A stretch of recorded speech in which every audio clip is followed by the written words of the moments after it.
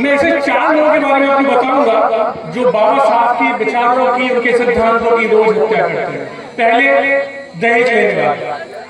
बाबा साहब के आरक्षण की देन है कि जितेंद्र बिसारिया जी और हम सब यहाँ बैठे हैं, और ये आरक्षण बाबा साहब को अपने आप नहीं मिला। उन्होंने रात दिन संघर्ष किया। बाबा साहब की 5 संतानें थी, लेकिन 4 संतानें अकाल मृत्यु हो गई। क्यों? क्योंकि बाबा साहब को समय नहीं था उनका इलाज कराने के लिए, बाबा साहब का धन नहीं था।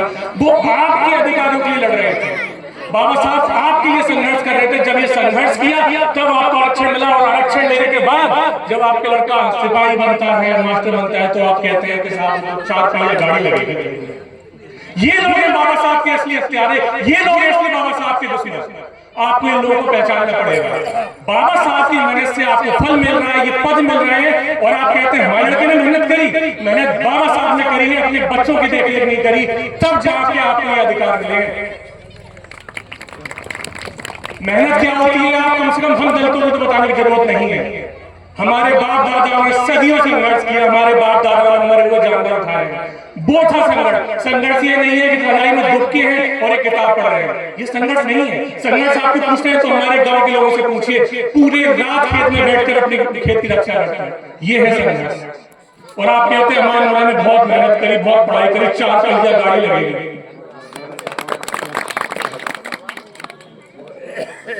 मैं चूंकि इस गांव के निवासियों भरे मंच पे आप सबके सामने कहना चाहता हूं कि जिस दिन मैं शादी करूंगा बिना दहेज के करूंगा, मैं बाबा साहब को धोखा नहीं दूंगा।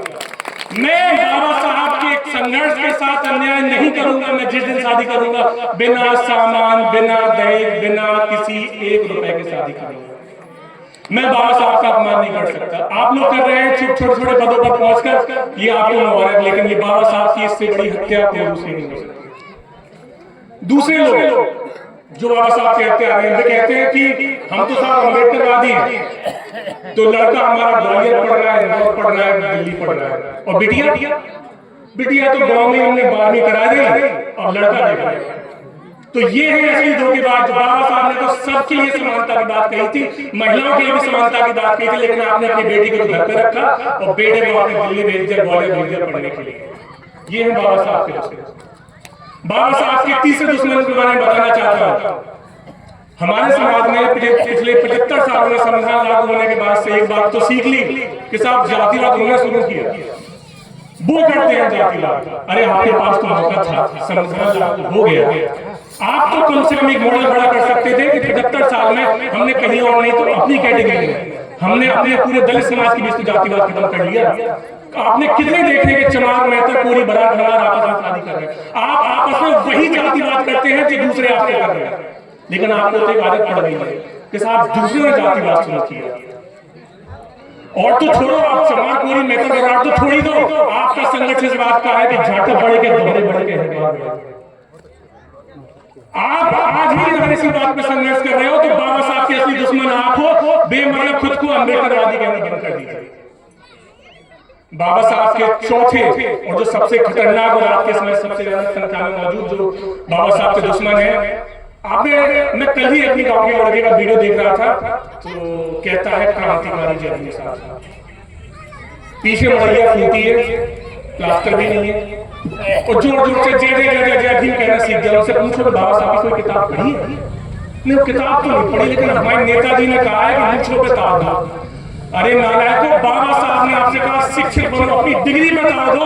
तो कुछ लोग जो मनुवादियों की तरफ से आपसे बीच में भेजे गए हैं, वो आपको मूंछों पे ताव देना सिखा रहे हैं। वो आपको बाबा साहब के पहले बंदे शिक्षित बनो से दूर कर रहे हैं। आप कब ये साजिश समझोगे? आप कब ये इनकी साजिश समझोगे कि आपके बीच में कुछ लोग बैठे हैं, मूंछों पे ताव देंगे और क्रांतिकारी जय भीम साहब? अरे क्रांति क्या होती है पता है? क्या होती है क्रांति? बाबा साहब को पढ़ा है? नहीं पढ़ा। क्रांतिकारी जय भीम सीख गए, लठ लेके पहुंच जाते हैं सिस्टम ला देंगे। अरे भाई सिस्टम क्या है? सिस्टम तो बाबा साहब ने जो संविधान बनाया जिससे देश चल रहा है, वो सिस्टम। आप उस सिस्टम को लाने की बात करते हैं। असल में कुछ और नहीं है, मनुवादियों के जो लोग आपके बीच में हैं, ये आपके बच्चों को, आपके बच्चों पे केस कराएंगे, उनका जीवन बर्बाद होगा, और पहला जो सिद्धांत शिक्षित बनो वो बर्बाद हो जाएगा। आप मनुवादियों के साथ समझो। कुछ लोग आते हैं, अभी यहाँ पास में आए होंगे कि संविधान खत्म है। अरे आपको पता है संविधान है क्या? आपने पढ़ा है संविधान? आपने बाबा साहब को पढ़ा है? खतरे में तो बाबा साहब की विचारधारा है।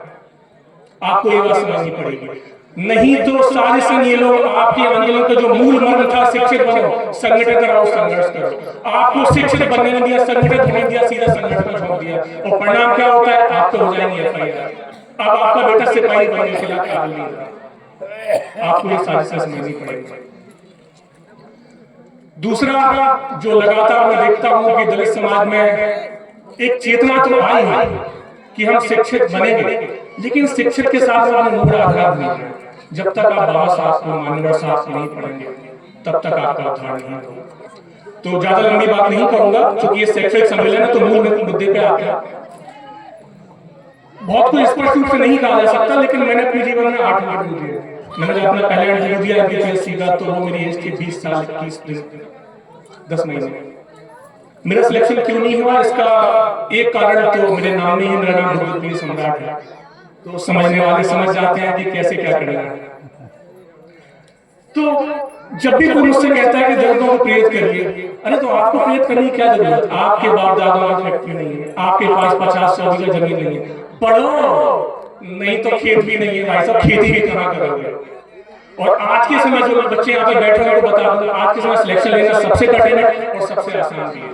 सबसे कठिन इसलिए है क्योंकि आप पूरे दिन रील्स देखते हैं, आपके पास रील्स से मोबाइल पूरे दिन रील्स में पता ही नहीं चलेगा कब 2 घंटे कब 3 घंटे चले गए। और सबसे आसान इसलिए क्योंकि बाकी लोग रील्स देख रहे हैं। आपके पास समय है क्योंकि बाकी लोग रील्स देख रहे हैं, आप अपने 2 घंटे रील्स देख रहे हैं, आप 4 घंटे पढ़िए, आपका काम हो जाएगा।